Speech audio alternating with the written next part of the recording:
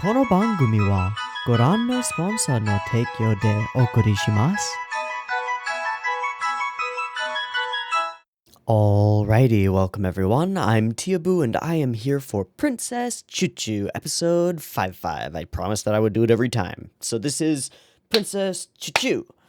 Last week we had Giselle and Sorrow and a bunch of cute Ahiru moments, some interesting moments where Ahiru and Rue got to know each other a little bit better.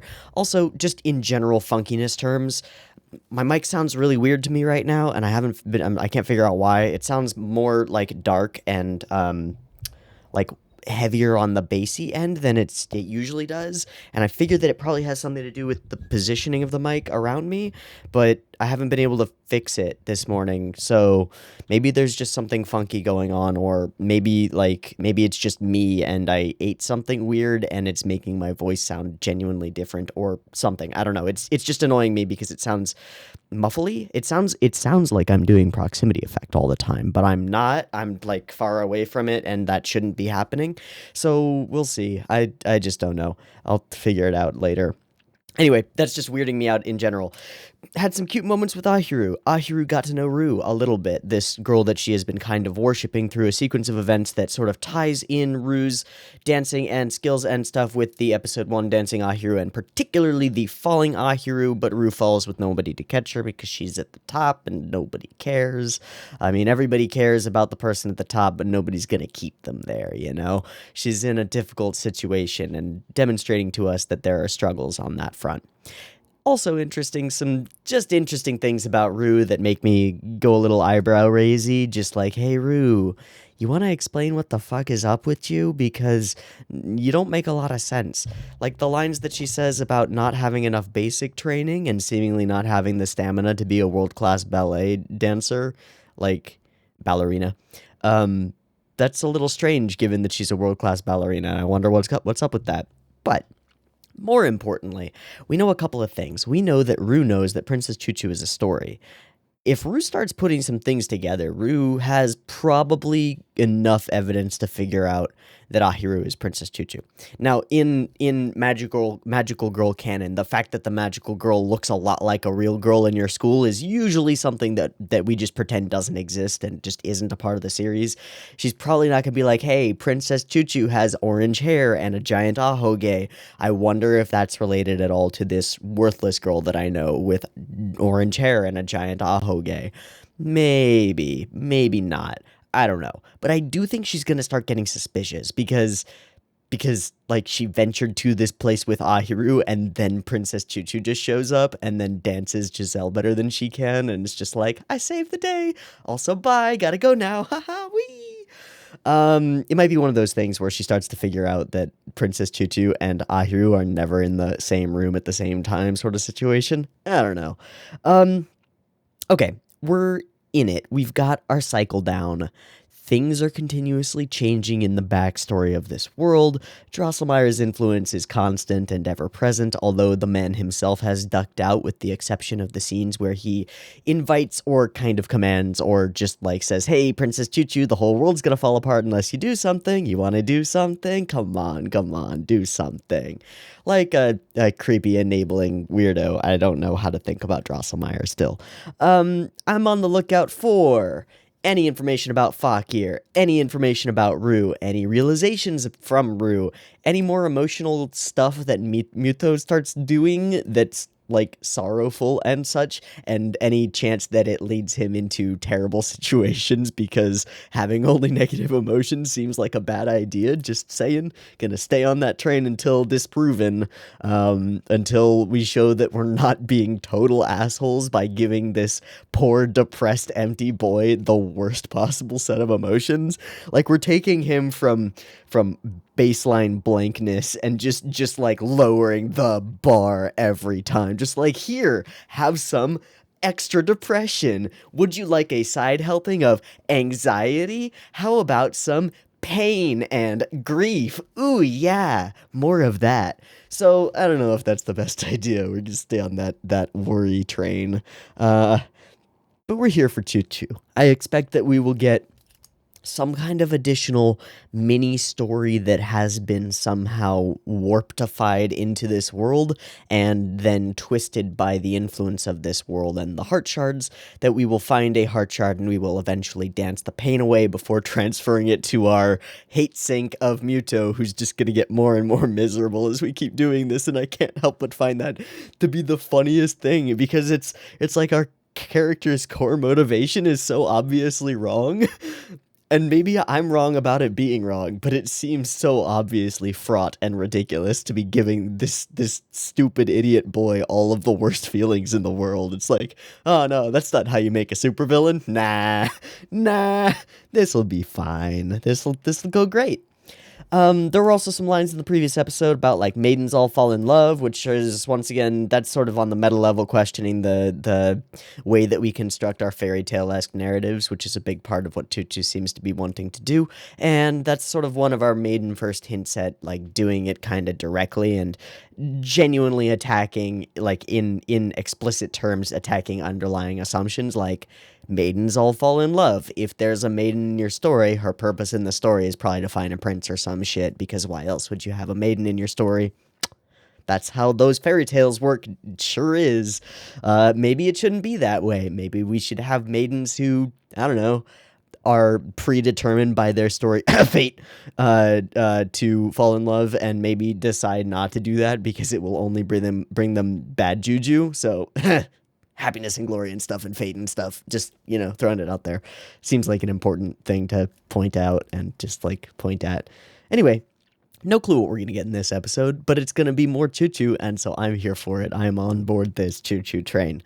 Okay, let's just watch episode 5 and see what the hell we're dealing with. I've pre-remuxed it. I have not imported it into my editor, but it's been pretty consistent that we've wanted to look at these episodes in more detail, so I've done that beforehand, and we're good to go once we get there.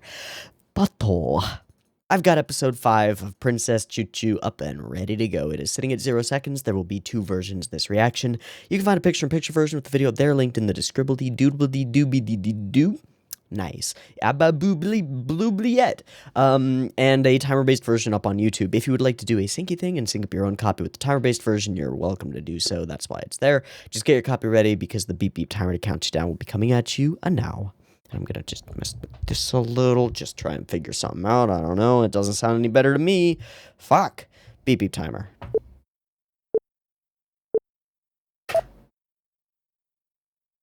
Silence. Okay. A happy prince. Not anymore. I thought it was gonna become a pendulum. Knew no painful past, and he knew no painful future.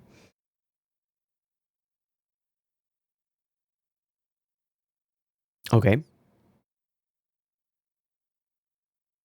Oh.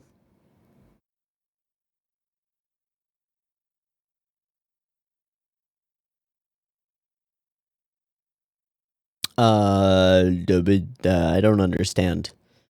He found a comforting warmth, but it was also sad. I mean, that's got to be Mewtwo, because we showed the sword, right? It's just like, that's the sword of the prince that we associate with him, right? I mean, a comforting warmth that also emanates those things sounds like a person, honestly. It sounds like a human being. Like, you can get the comfort from them, but they're human. They have all the other things, too. But then it showed us the sun, as it has shown us before, so I have no idea. That's weird.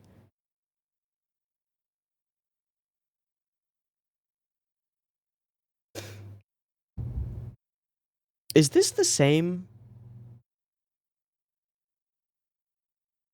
Yeah, okay, it's the same. I thought for a second there, like, did the OP just change slightly? I don't think so.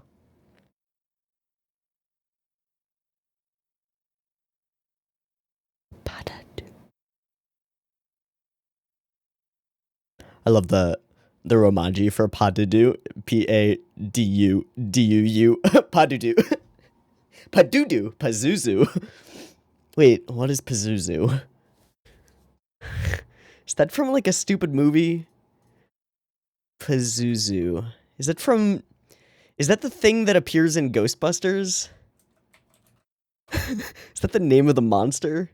Yeah. It's the D. Okay. Or no, it's the demon from The Exorcist. Okay, sorry, this is a weird tangent that I shouldn't be on. Let me shut up now. What is going on? Does that sound better? Does that sound better? I have no idea. What the fuck? Okay. Show. Castle? Palace? Library?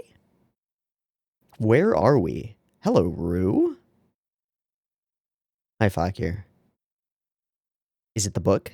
The book, the book? It is.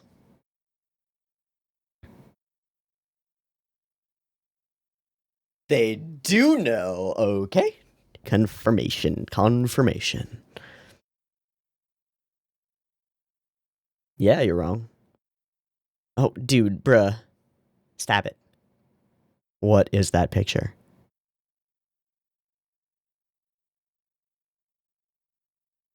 Why is...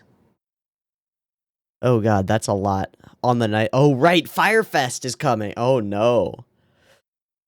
So, we got an old man, a young boy listening to him, and an angel?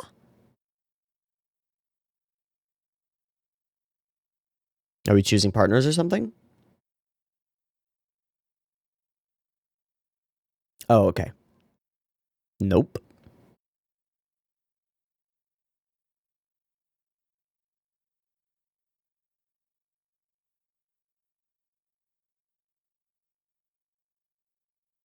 Please stop breaking my neck.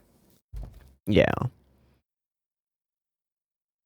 Oh boy, here comes the marriage.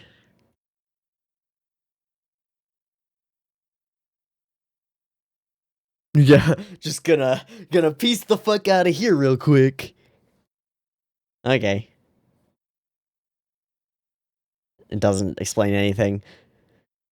There we go. Okay, there we go. It's for a prize. Gotcha.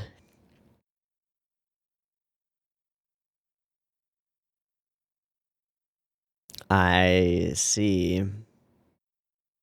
So, well, well, well. Oh my god. That's 2 on that gag.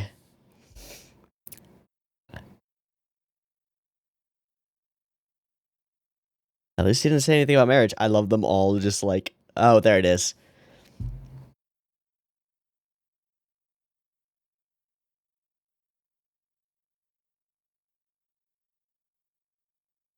By some fluke. Fucking stepsisters. Oh, he's gone? He out wandering again? Hey, why don't we talk about yourself, Fakir? Just, you're alone for a sec. Aww. Just waiting for any opportunity to get information about Fakir. Oh, my fuck. Fuck off, Dross. I don't need that shit. Is he dancing in here? Yeah, he is. He's all dressed up. Yeah. Hi.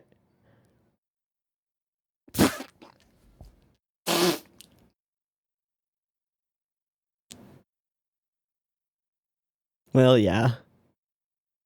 Oh, no. Oh my god. That is what we have been told.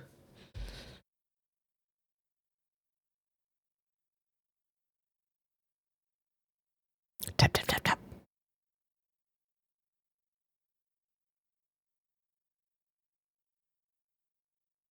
Ooh.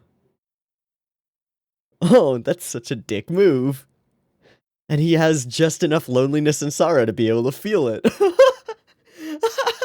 Ow, this hurts. Holy shit. Okay. Yeah, that's something.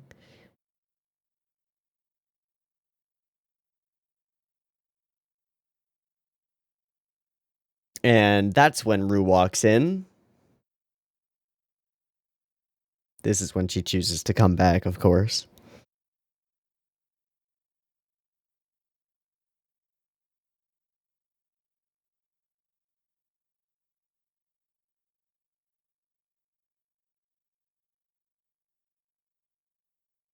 Hmm. Or is he just following the command to dance here and practice? I don't really know. Woo! Yeah, there we go. Oh, can you see him in the window? Awkward. Her again. Wonder if we're gonna put 2 and 2 together there. I mean, literally 2 and 2. It's a joke. God, that little bursts of animation. Yeah.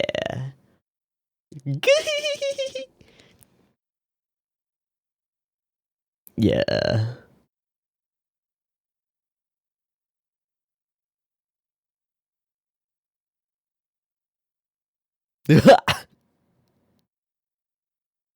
Hmm. Wait. If she says that, she turns. Oh, he won't follow. Oh my god, that would have been close. Holy shit. Hoo-hoo-hoo. She quacked. Nope. You gotta get some water, girl. Hmm.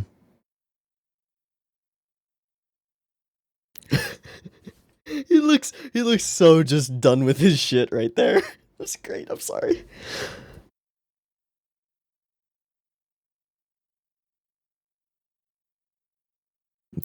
Oh. It's also literally your name, Ahiru. It's fine. She's called Duck. Her name is Duck, and she's a duck. She didn't ask.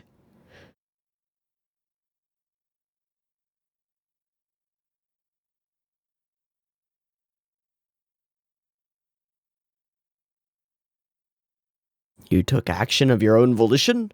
Boom. Boom. Oh, okay, we're not doing that part of it.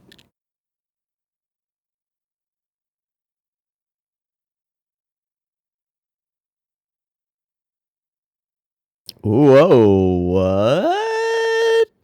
Whoa, what? That's classic abusive shit. All right. Oh. Okay.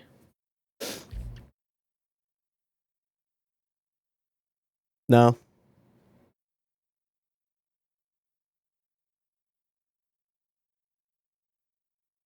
Run.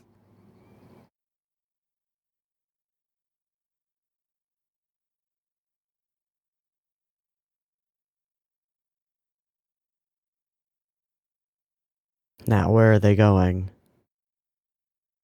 Chase them. Find out. Discover. Something about the book? Rue? Finally coming by? In full gear? Yeah. Oh, shit. Full collar and everything. Yeah, go find a fountain or... Oh, shit. Is that enough? Oh, wow. That's enough. Who would have known? By the way, they ditched you, just saying. How do you know? I came in while he was cleaning. It's fine. I'm on cleaning duty. I just found... yeah. There we go. No worries. But then Fakir came and took him away. Uh-huh. Oh.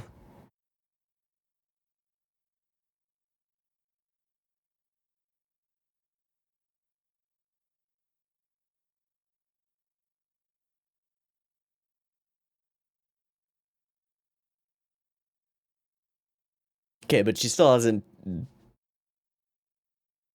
figured out that Choo-Choo then appeared.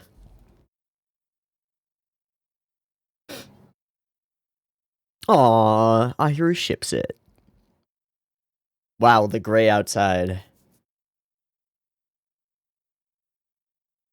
Okay, where's Fakir going? Oh. Where's Fakir taking Muto? And why? Library.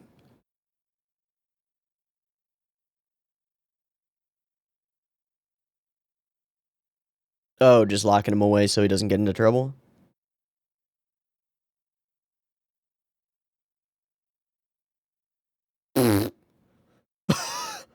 Well, shit.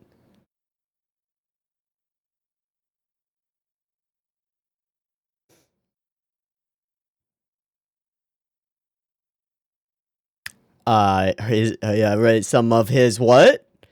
You know about what? Yeah. I mean, well, yeah. Holy shit, we're breaking this whole thing wide open. Nope. No, Drosselmeyer told me.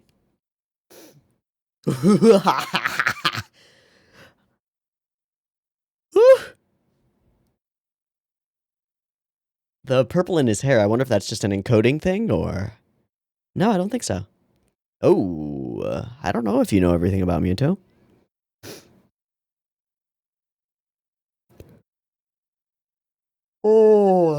Oh no.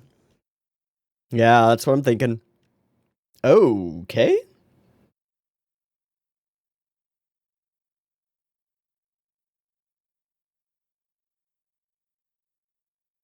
And this is good because... But is it? I don't know. Yeah, I kind of feel like Fakir knows what he's talking about here, as dislikable as it is. I think he does. That doesn't mean that he knows what's good for him. Now that he's able to feel loneliness and sorrow. Great. Oh, fuck. Oh, shit. Oh, God, fuck.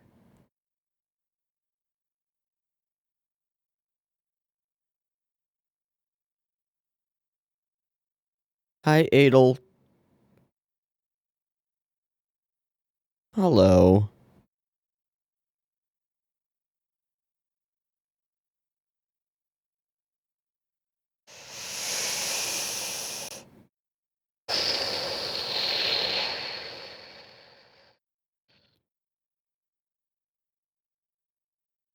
Okay. I don't know. I think there was more to it than that, but okay. Yeah, just a little soft smile of just like, you take that however you want, girl. Ah, shit. I hope you brought a little bit of water. Otto, and down we go. Yeah, okay. Amazing. A cavern beneath? Oh, that's helpful. Thank you. Flame in the darkness. What? Is there a crypt down here? Oh, shit. Is there a crypt down here? Uh-oh. That's familiar.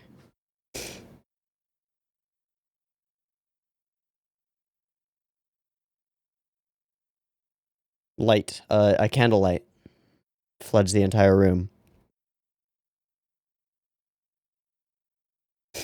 I mustn't fear the darkness, taking the path less traveled. It is. It's a catacomb. It's a crypt.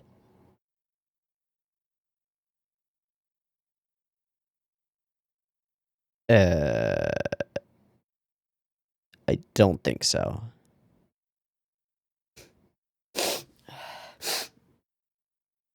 Candle. Candle.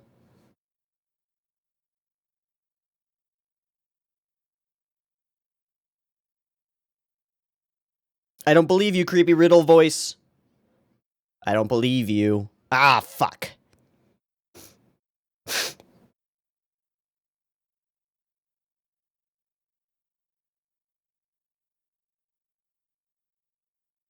Hi, Dross. Sure. I'm sure we can. Let's do it. All bells? All chimes?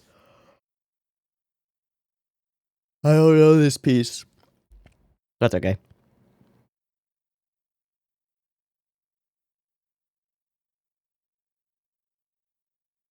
That's a lot more than one. An introduction of self? Nope, gotta go.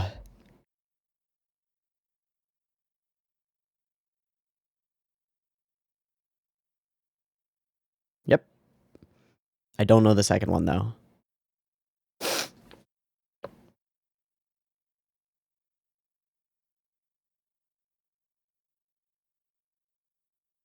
Okay.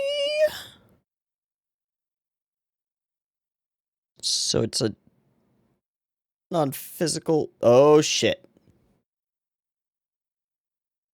Oh, the Fire Fest. Uh-oh. Oh, hi, Fakir. God damn it. Everybody's fucking with me all the time. Oh my, okay. Oh.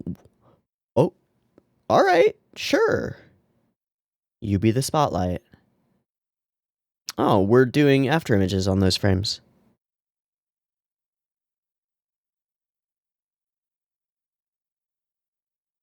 Not the track I would have expected, but okay.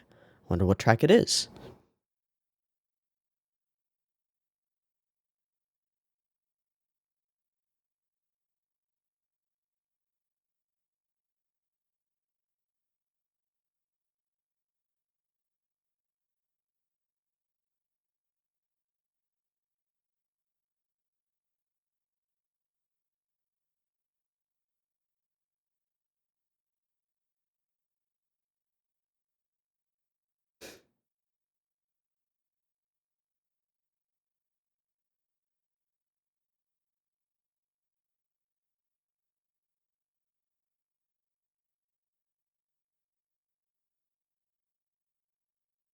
Muto.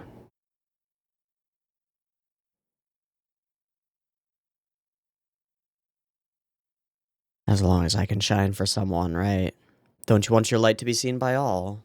Oh, let's not. I don't know about that.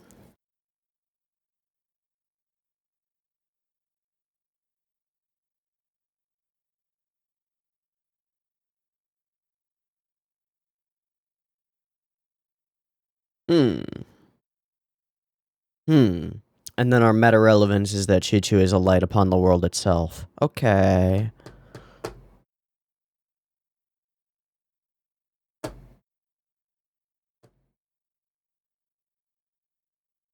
Poof.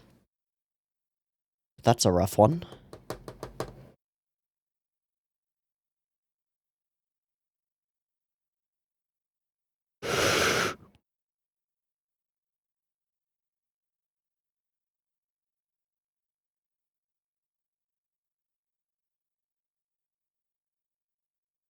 What shard is she, though? Okay.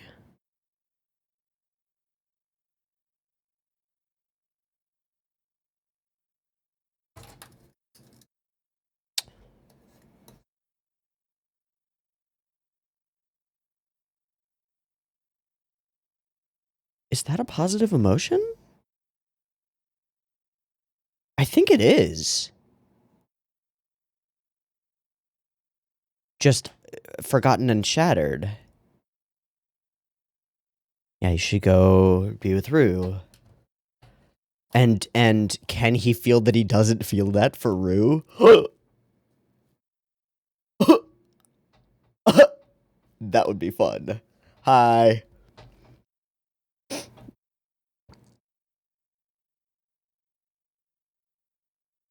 Just wants to dance with ya. Or something. I don't fucking know, man.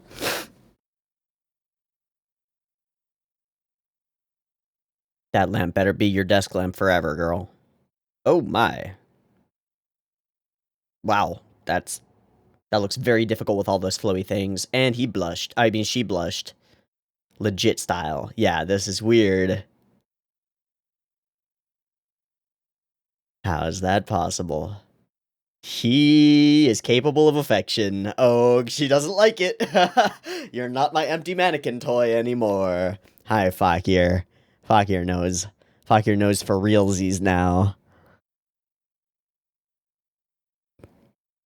Ooh, that's so dickish, Dross. That's a douchebag way to frame that, but okay.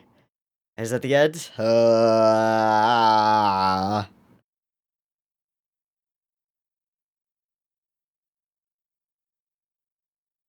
Okay.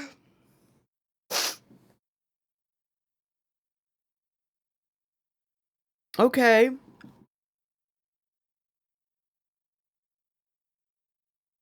I have to blow my nose.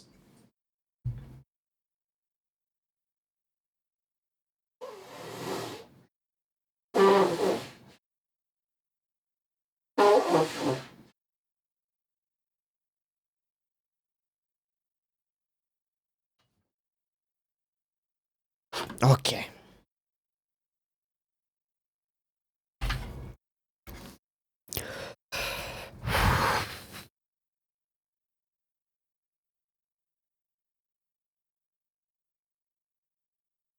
There are a couple things I want to look up in this episode, so I'm going to start doing that.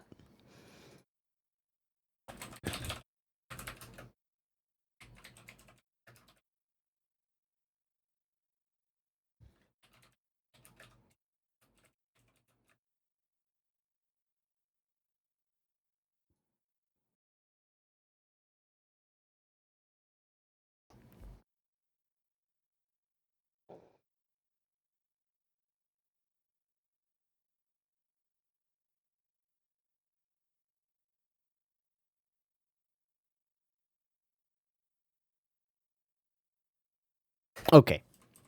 Nope. Don't want to know about that. I actually want to know. I want to know the voice of the lamp, if that's possible. Lamp? Oh, yeah, Miyuki Sawashiro. Oh shit, I do know that person. She is cast in a lot of stuff. Theme song performance on OP3 of Bakemonogatari. On multiple Gatari performances. But she's not a... Oh, okay, that was staff in. Oh, she's Kambaru. Haha, that's why. Yeah, okay, that tracks. Got it. Cool. And she's in like a million other things as well. Psycho in High School of the Dead, Landlady in Hitamari Sketch. Yeah. Millions of things. Great, cool. I thought I recognized her. Okay. And the music that plays, it's probably not terribly relevant. Why the lamp? Like, I feel like I'm missing a context piece here. Like a chunk of generalized context. On the level of, like, if I had never known the Hansel and Gretel story, I would be missing that chunk of the Ebin story. It feels like I'm missing something around the lamp. Like, is there a fairy tale about a lamp? Or is it something weirder? I think it's worth trying to figure that one out before I continue. Because I think that I'm missing context here. This was an episode that was obsessed with darkness, branching pathways, lamps, and light and darkness in general, and reflections a lot as well. Like we had, or reflections and refractions, like the drop that falls from the bucket, and we see Ahiru's face like distorted and altered within it, or the moment where we have Fakir like stop and stare at himself in front of a mirror. And I was kind of hoping we would get like a because I don't know if it's relevant necessarily, but like there's a very particular scene in Hamlet, specifically the Kenneth Branagh Hamlet, where Kenneth Branagh does this full monologue. He does the to be or not to be monologue, like the most famous monologue, but he does it in front of a mirror, and it's a fascinating sequence from a filmmaking perspective, and so it's something that I would have expected might have been seen by other people. I don't even know, is the Kenneth Branagh Hamlet, did that come out after Princess Tutu? I think it might have, actually. It might be like 2005. Kenneth Branagh Hamlet. No, it's 96. That's possible. But anyway, it didn't happen. It doesn't matter. I was sort of hoping for a bit of a Fakir, like dive into Fakir's conscience for a moment.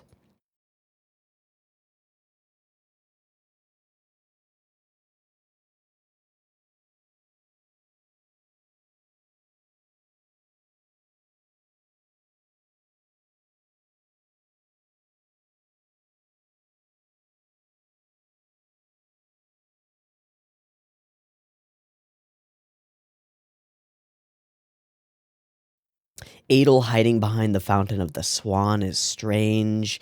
The focus on light and stuff is interesting.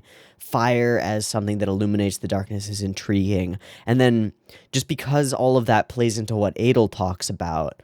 All right, let's just go through all of the Edel talk, because the Edel talk is always a great way to figure out what the core point of the episode was intended to be, as obscure and vague as she's going to be. A flame can illuminate the darkness. but without the darkness, its glow cannot even be seen. When I hear this, I immediately am struck by like the dichotomy of positive and negative emotion within Muto, right?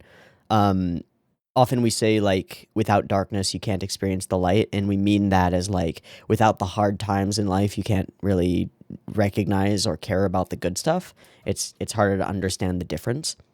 And this is like a potential angle for what we've been giving Muto hasn't just been bad juju. It's just been that's the way to frame the bad juju, and understanding the bad juju is from whence we find like happiness is by understanding the contrast with what is bad.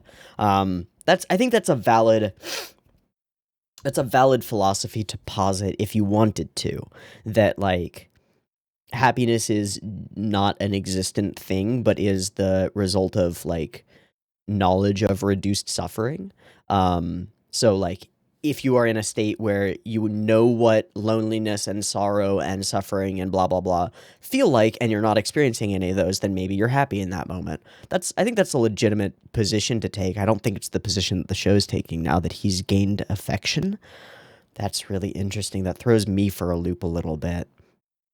Forgotten and Shattered or not, he gained an emotion that I don't think we can say is a negative one, so I don't know. So this little dichotomy that she presents seems to talk about that, but it's also hyper meta about the glow in the darkness, right? Very weird. Are you afraid of the dark? Okay, and this is the other thing that is posed repeatedly within the episode. Are you afraid of the dark? Are you afraid of the dark? Don't be afraid of the dark. I cannot be afraid of the dark. I must not be afraid of the dark, etc. And Ahiru chooses to believe this as the darkness is the unknown, and that like Edel frames it as darkness is your own uncertainty, right? Like you are currently, yeah, I see that you are in the darkness of uncertainty, but if you wish to shine for someone, you must not fear the darkness. So to be a light, you must not fear the darkness. And if you desire only to shine for someone else, then you have to be willing to illuminate the darkness. Okay. And she says, I see, you mean I shouldn't fear what I don't understand, right? Tell me that's the right thing, Edel. And she just smiles, just like, sure, simple duck child, you totally get it. You obviously understand everything. No. A path is open to you, she says, her arm outstretched. Almost unnaturally stretchy, but that's just foreshortening. And so we clamber up. Quack, quack, quack, quack, quack, quack, quack. And then a sparkle falls, thank you. Lights illuminate everything, and they illuminate the wrong path, correct? They lead us the wrong direction. And all the lights on the other side go out. A riddle? Whoosh. She begins to follow the light, the familiarity, the familiar path, and then chooses the other side. That's pretty cool. That's pretty cool. She gets all the riddles wrong because she's a goober. And that's okay. Yeah, Muta's here. You can't have him. Alright, and... oh dear, will you be in the darkness forever, or can you regain your radiance once again? I think we could also say that this fits in with the, like, ultimatum that Tutu has been given. If you confess your love to the prince, then you turn into a speck of light and die. That could be a bit of a damper on Princess Tutu being cool for the prince, you know? It could be a little more difficult if you know that you're gonna die if you ever confess your love. That would be rough. I don't know. Anyway, we Tutu up, we talk to the lamp, and we talk it through real good. And Chuchu, as not Ahiru, not herself, is able to answer the riddle. I don't think there was anything super duper crazy animation-wise in this episode that would require me to import this into my editor. I think I'm going to do it anyway, because there's probably a lot that I missed. And then while I'm doing that, I'm going to just, like, I'm going to look at the wiki page, because there's the fandom wiki page, and that way I can find the tracks that play at the end, and if there's any, like, insights into the lamp thing and what story that might be based on or whatever, then that could be useful. So I'm going to go look at the fandom wiki page while I import this episode into my editor so that we can skim through it. Okay? So I will see you in a moment. Peace. All right. We are good to go. I've got it all importified, and we're pretty much all set. Subs look like crap, but that's okay. We don't need them to look super great. I did find something about the mirror and lamp situation. Apparently, according to somebody who wrote this on the fandom wiki, that the episode is based somewhat, I guess, off of the mirror and the lamp, a metaphor from literary criticism. Before the Romantic era, an artist was viewed as a mirror reflecting reality. Afterward, he was viewed as a lamp illuminating reality, his soul pouring forth. The episode begins with a shot of Fakir looking into a mirror, searching for Muto. He's ultimately found sleeping next to a lamp. More abstractly, this is the first episode where Muto dances out of his own will. He is gaining an artist's soul. Perhaps. Or it's also like it works on a meta level of Drosselmeyer is himself an artist of sorts, and so his works can either be a reflection of reality or a way of shining light upon reality, things like that. Yeah, there's a lot of intrigue there, but framing it in that way makes some of the visual motifs, let's call them, in the episode make a little bit more sense to me. Regardless. Let me mute this because I'm going to be super speed skimming through some of this stuff. Opening lines. There's a big difference here that I didn't really pick up on. This starts with a once upon a time situation, but it's very clearly telling the present day story of the present world, right? Like, no longer are we telling the story of once upon a time there was a happy lamp, and then the lamp got screwed up, and now that lamp story is in our world and weird, right? No longer is it once upon a time there was a nice lady in the woods, and then bad things happened and she got twisted and now things are weird. It's not like that. It's once upon a time, right fucking now, there was a happy prince. But what does that mean in the context of this opening? Well, we're talking about Muto because we're associating this with Muto's sword, right? And then we open it, we shine a light upon it, and in doing so, we see the shadowed, I guess, I don't know what it is behind it. We see the shadow that it casts by shining a light on it, sure. But what of the wall that's behind it? I don't know. The Happy Prince knew no painful past and he knew no painful future. He was unaware. He was in the dark, you might say. Cast no shadow, cast no darkness. That's interesting, right? One day, the prince obtained a comforting warmth, some kind of emotion, something that would cast light. But with it came not only the tranquility that he had experienced, but all of the other things. So we're dealing with dichotomies, we're dealing with the differences between negative and positive emotions, and possibly the necessity of both. Okay.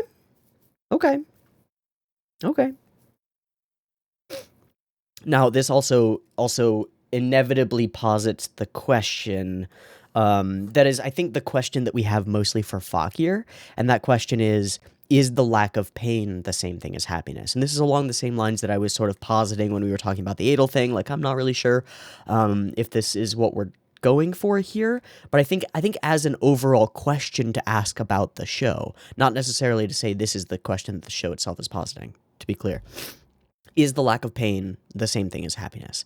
Is the absence of suffering the same thing as joy? I think we could say no, it's not, but we don't necessarily know how the show is going to take it, right? Interesting. Okay. So the other thing about light as a thing is that it really does flood the room. And that means that regardless of what's in the room, whether it's pleasant and pretty or dark skeletons in the corners and the closets, light shines upon all of it. When you introduce light to something or someone that is in the dark, you reveal all. You show all. Not just what you want to see. So, emotions include difficulty and suffering and pain. And that serves as a good, explanation for why we have to give those things back to Muto too, or first, or whatever. They're a part and parcel to what is human. But that's also, that's difficult, and it ties in super well to some of the lines from Fakir. Oh, this is a more complicated episode than I thought it was. Okay, let me whooshify and skip it through the OP.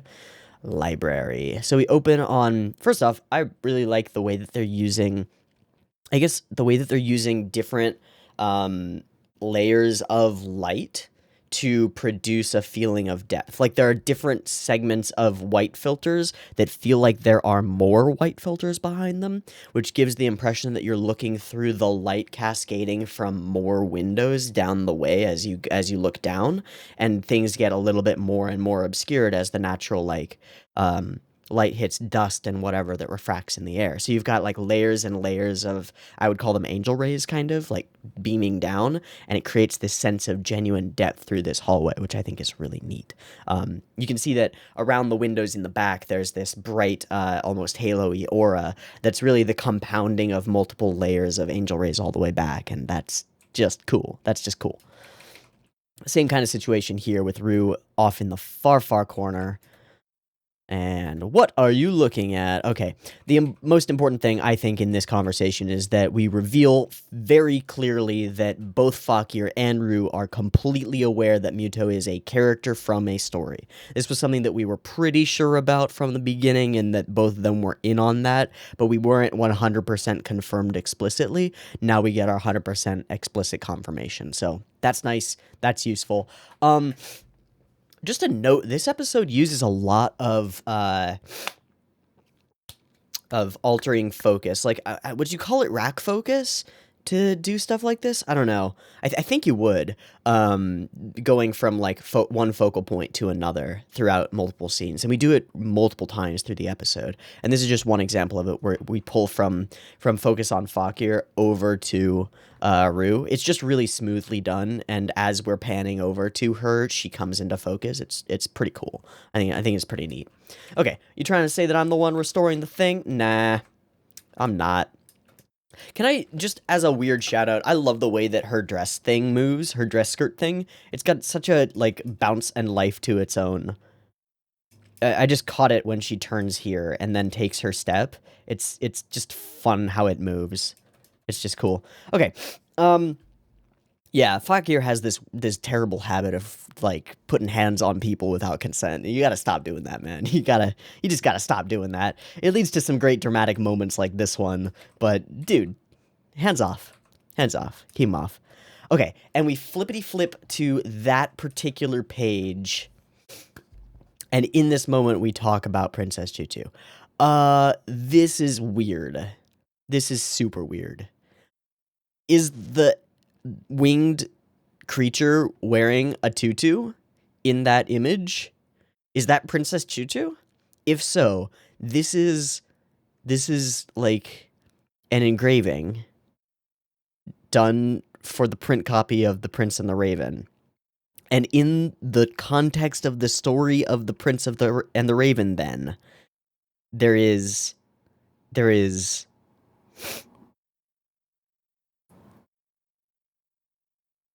bottom right hand corner, well, we can see Lieber Prinz, den alten Mala, Prinzessin Tutu.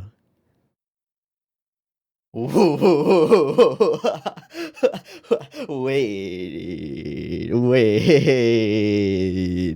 Are you telling me that the story of Princess Tutu is a story that is within the story of The Prince and the Raven? That is what you're telling me right now, right? Wait. Okay, hold up. So contextually, with this framing device, like with this picture, we have the young blonde prince. Yes? The young blonde prince is sitting listening to an old storyteller who is sitting upon what may be a throne. So it may be his father or grandfather, right? The current king, perhaps.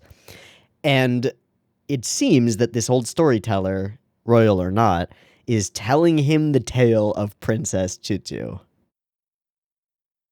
And then in the bottom right-hand corner, it appears within quotation marks, meaning that there is a character speaking the words Princess Tutu in the context of the story, The Prince and the Raven.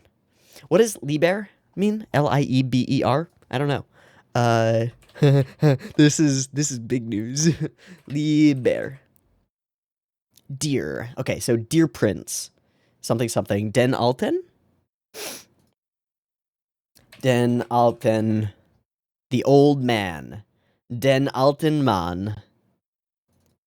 Prinz Fragte asked. Okay.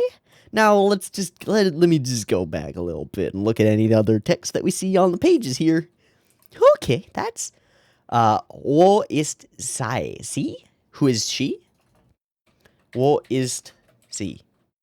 Where is she? Prinz fragte den alter Mann. The prince asked the old man.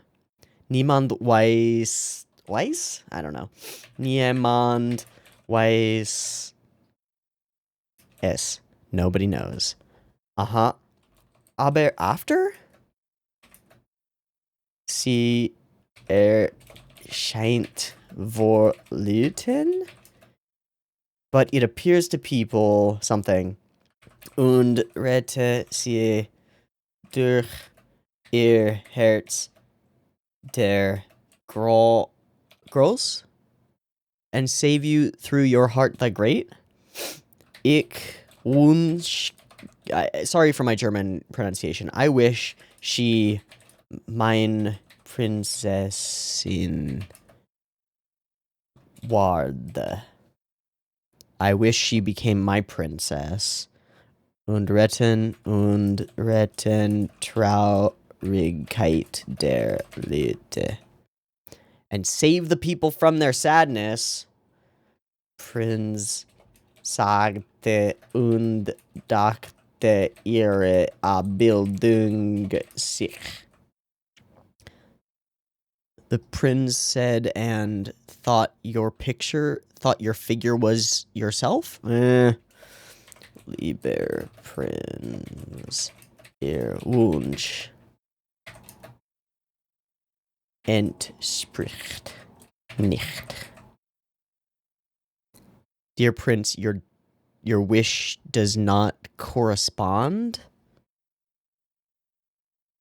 The old man, der alte Mann, lächelt und sagte. The old man smiled slightly and said, Where is she? The prince asked the older man. No one knows, yet they believe something. I wish she was my prince and something help the people from their sadness. My dear prince, your wish doesn't make any sense. The old man smiled slightly and said, Motherfucker. Okay. So Princess Chuchu, the story that we're in, it contains the story of The Prince and the Raven. And within The Prince and the Raven, there is a story of Princess Chuchu, and it was told to Mewtwo as a dear young prince before he anythinged. Ha. Ha. Ha.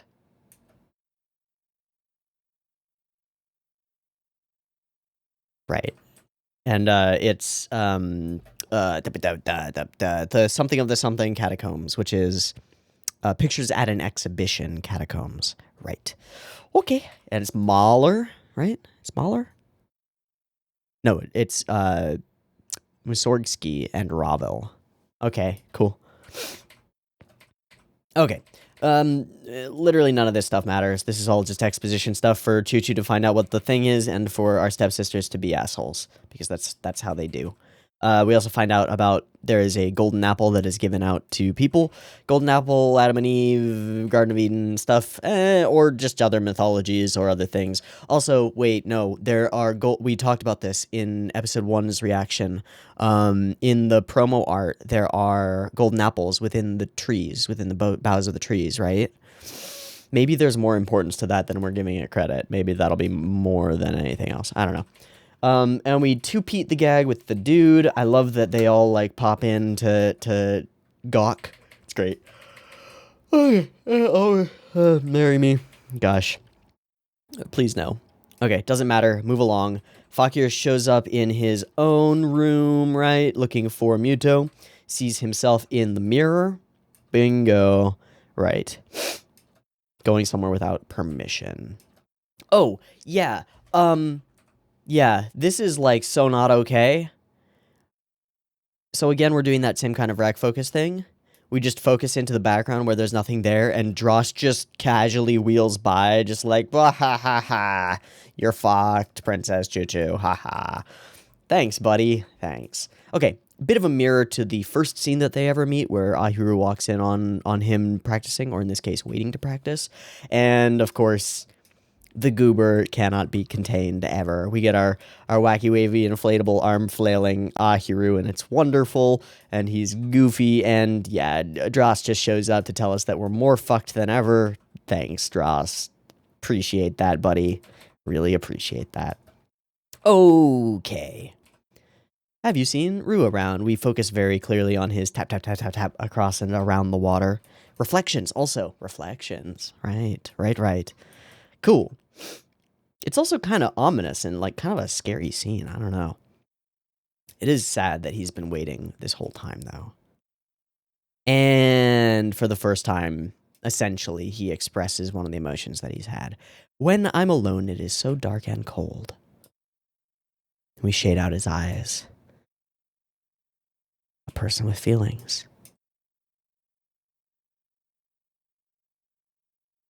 And he chooses to dance, pulls her in, goes for it.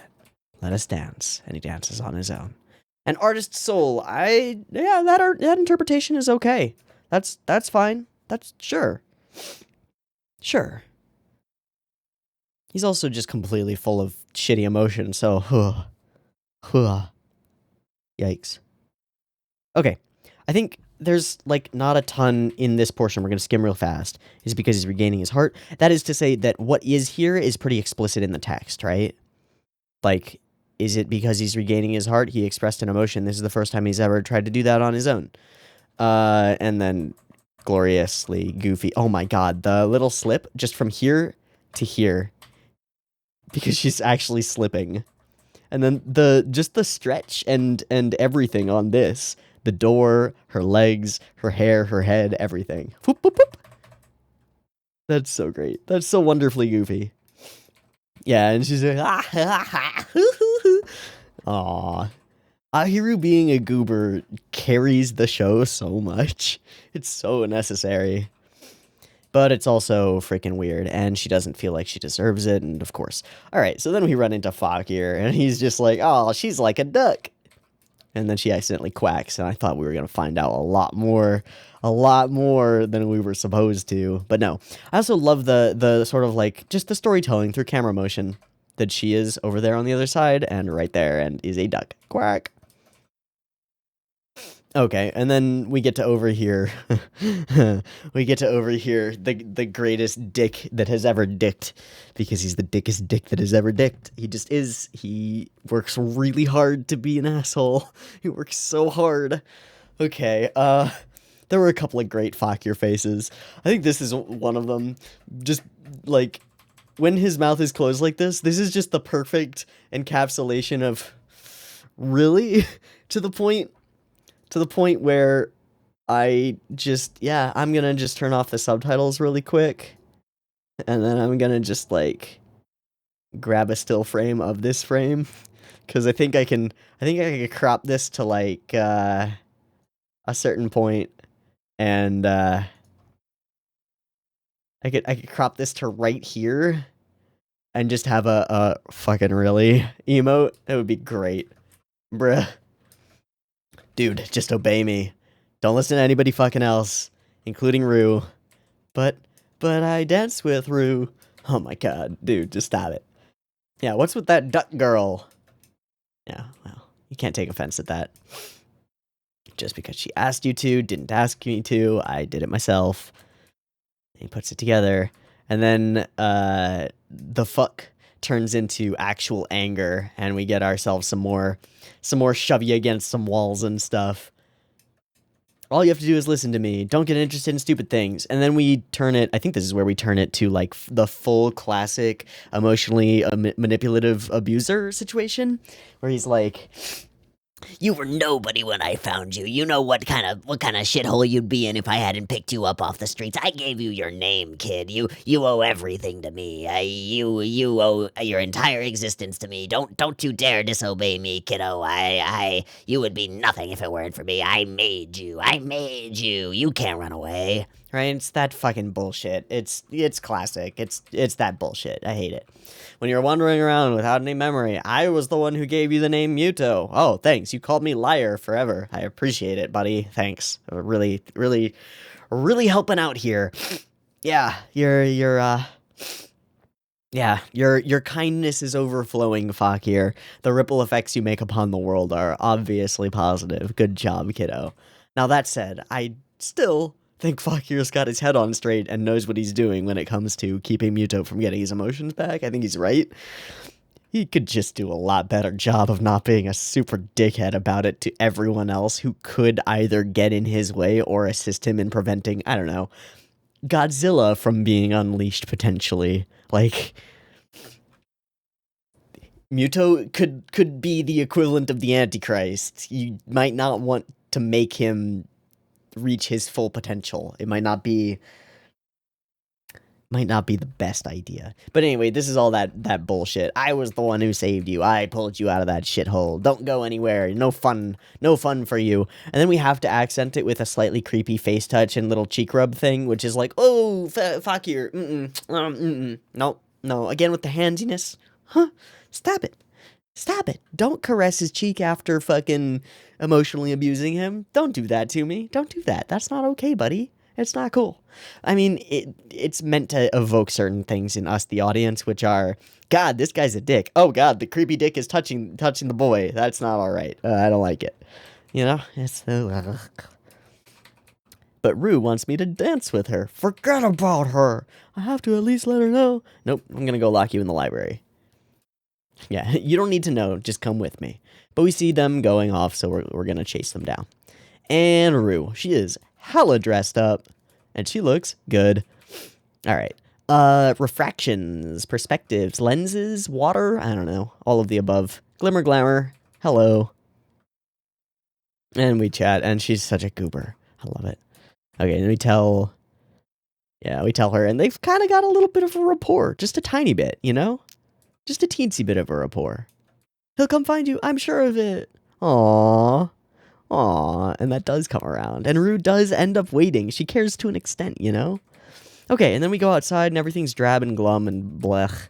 What is that tower, by the way? That's the clock tower, isn't it? Sort of. I don't know what that tower is. Okay. Cool. To the library. Now we throw him into a room, lock him away. It's punishment.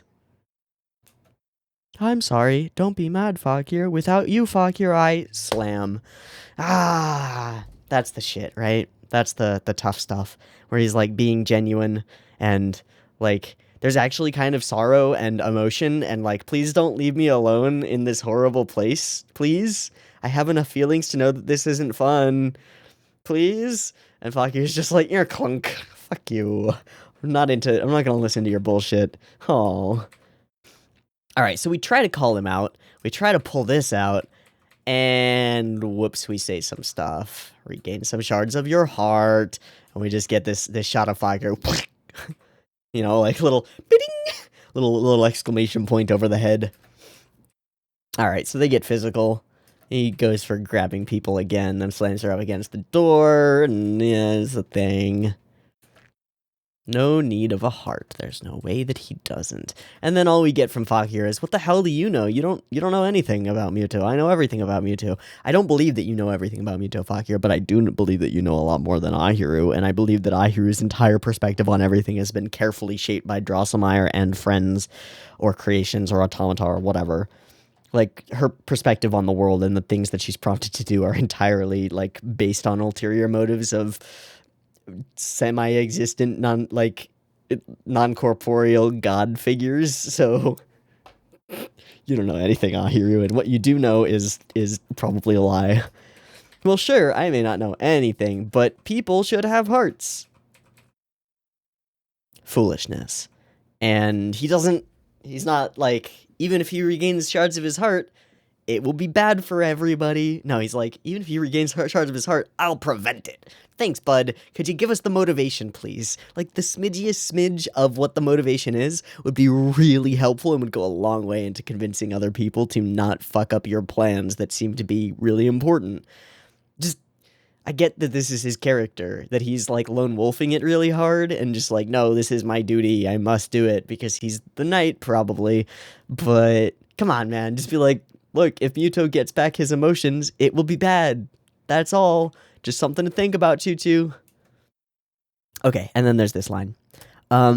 If I shut him away in the darkness, he will numb to that as well. He'll eventually become numb to the dark as well.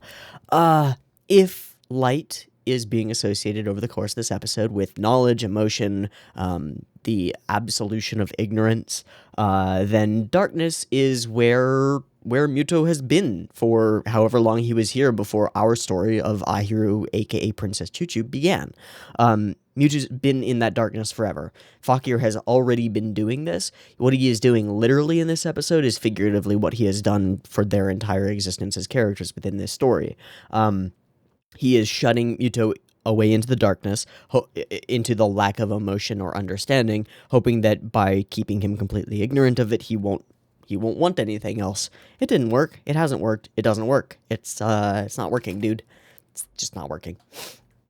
Because, there's always a little bit of light. Anyway, he'll become numb to all sensations and stop feeling altogether, and she does not like that idea. And he does not understand why she does not get what he's talking about, because he hasn't actually explained himself. Whoops. Shit. Communication, it's important. But yeah, I do buy that he knows a lot more than what we know. Don't get carried away when you know nothing. I believe that we know nothing. So high and mighty like he knows everything. Well, not everything, but more than you do.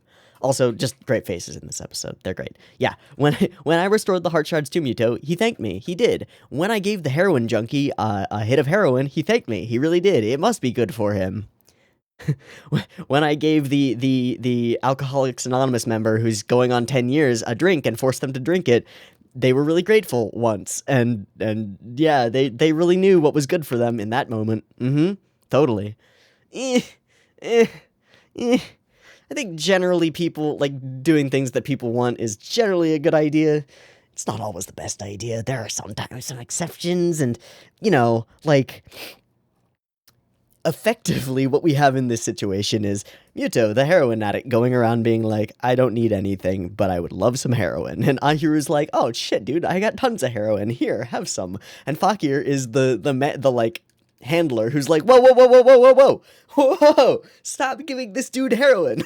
It's not okay. Stop it. Yeah, it's not going to turn out well for any of them if we keep on this train. But that's okay. It's the choo-choo train. No worries. Okay, then we'll move into the actual core, focus of the episode. Focus character, let's say, of the episode. We hear a strange voice, and there is a trapdoor in the place.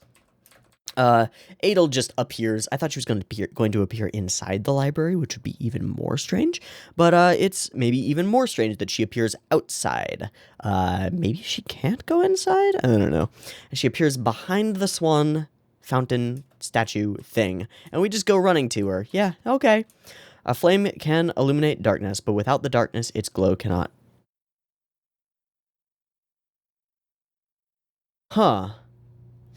In my brain, going back through this, I wrote this down wrong. I wrote it down in shorthand, but I wrote down, a flame can illuminate the darkness, but without it, not even the darkness can be seen. Do you know what I mean? Unless that line does come later in the episode. But I think that works too, right?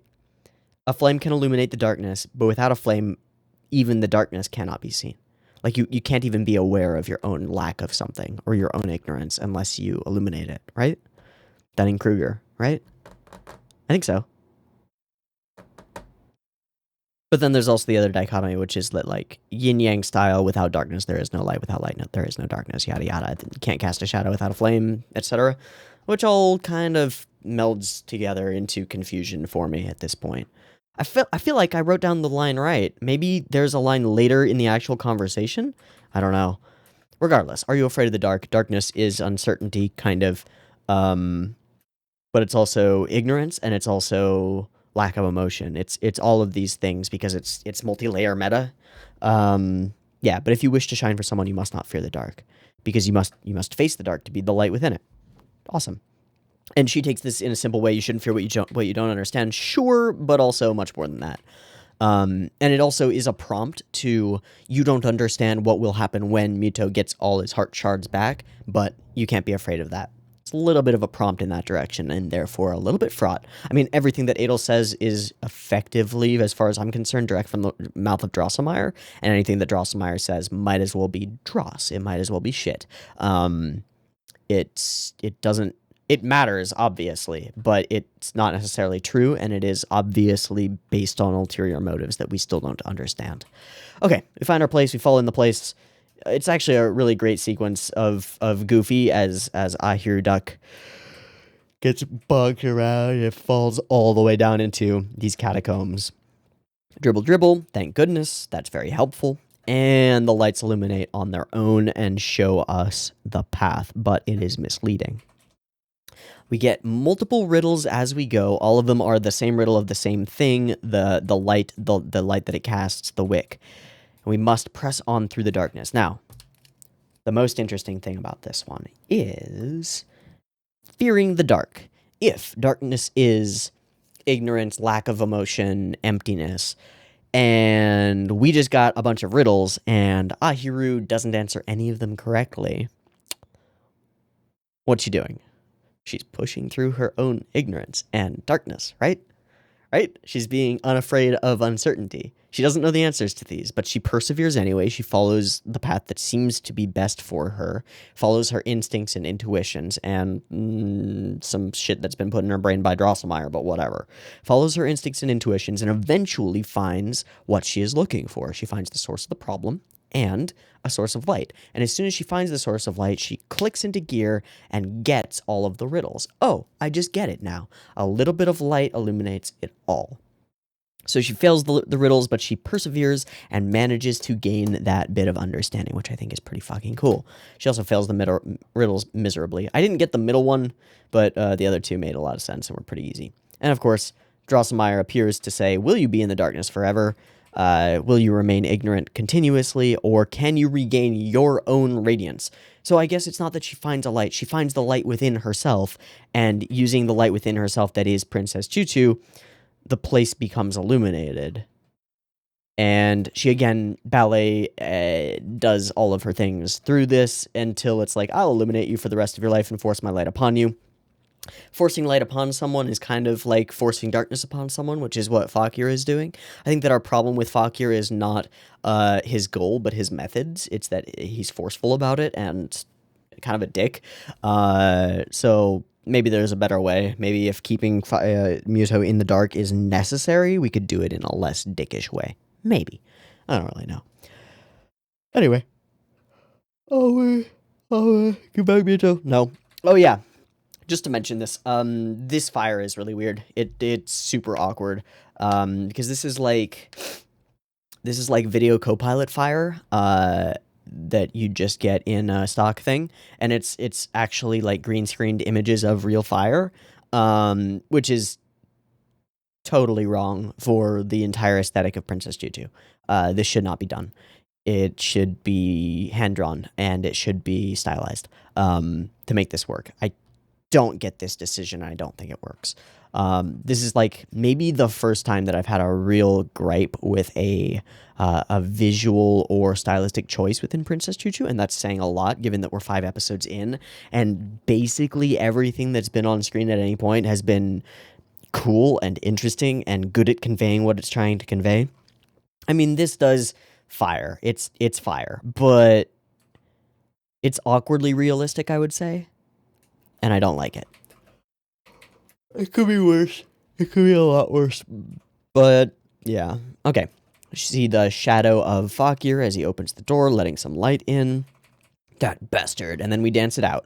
So we dance through the pain, and this time we do it differently. Instead of Instead of dancing with the character, we are illuminated by the character's specialty.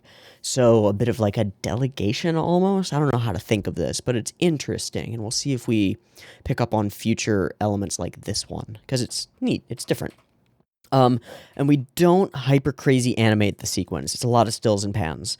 There are some cool things, like this shot is quite nice, but it's a lot of stills and pans. Okay, I become forgotten. Must not have needed me from the beginning. We dance it out. There is someone who wishes for this light, and it is Muto. And so she decides that she will illuminate him forever. Nope, but forcing someone like that and shutting them away is not right. When people want your light is what they want. Yeah. And it's sad that they no longer need you, but that can't be helped. You don't want to force it upon people. Yeah, give him his freedom. That will lead to his happiness. Good. And it is the feeling of affection. Although shattered and broken. And forgotten?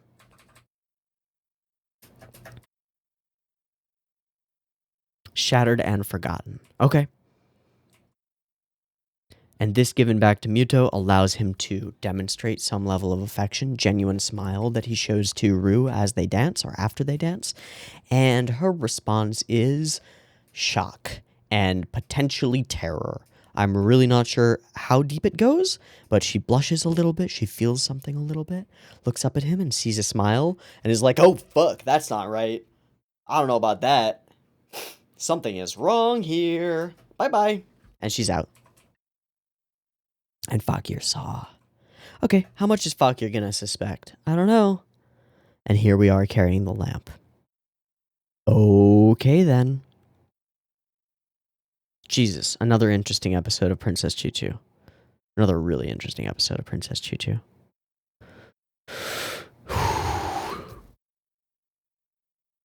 I hope very much that we stay on the Fakir and Ru information train. Bits and pieces, man. Bits and pieces. I'm loving it. I'm digging it.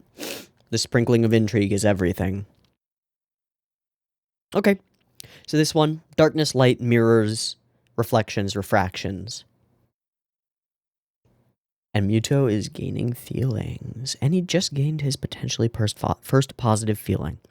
Which changes things, because I haven't been sure if we were going to do that, and now we are. I'm not sure how it changes things or what it makes me think yet. But, okay. Okay, then. That boy is becoming a real human being, and that's a scary thing for me. I want the other shoe to drop for Fakir. I want him to explain his shit, because he's spending too long being the fake antagonist. It's so obvious that he's not the antagonist, and that he's being posed as a faux-tagonist, like, so that we think that we're working against the person who's wrong, but we're not, and then we're gonna switch everything up and have a huge, like, massive reveal.